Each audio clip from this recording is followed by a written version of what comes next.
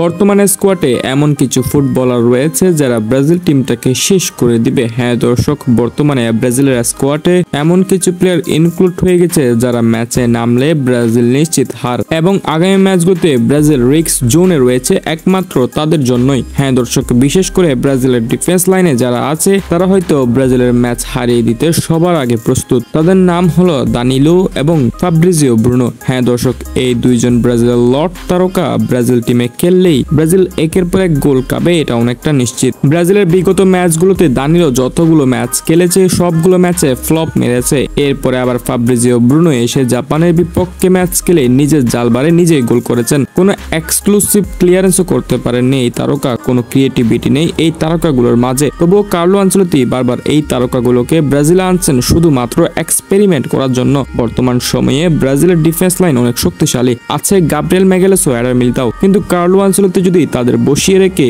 এই ফ্লপ তারকাগুলোকে মাঠে নামায় তাহলে ম্যাচ হারবে, এটা অনেকটা নিশ্চিত। কারণ কার্লো আনচেলত্তি এই কাজটা করবে শুধুমাত্র এক্সপেরিমেন্ট করার জন্য। বিগত ম্যাচে এক্সপেরিমেন্ট করতে গিয়ে ম্যাচ হেরেছে জাপানের বিপক্ষে, তাই আগামী ম্যাচেও যদি ব্রাজিলের কোচ কার্লো আনচেলত্তি এক্সপেরিমেন্ট করতে গিয়ে ফ্লপ মার্কা দানিলো এবং ফ্লপ মার্কা ফাব্রিজিও ব্রুনোকে মাঠে নামায় তাইলে ম্যাচ অনেকটা হারের পথ দিয়ে এগোবে ব্রাজিল।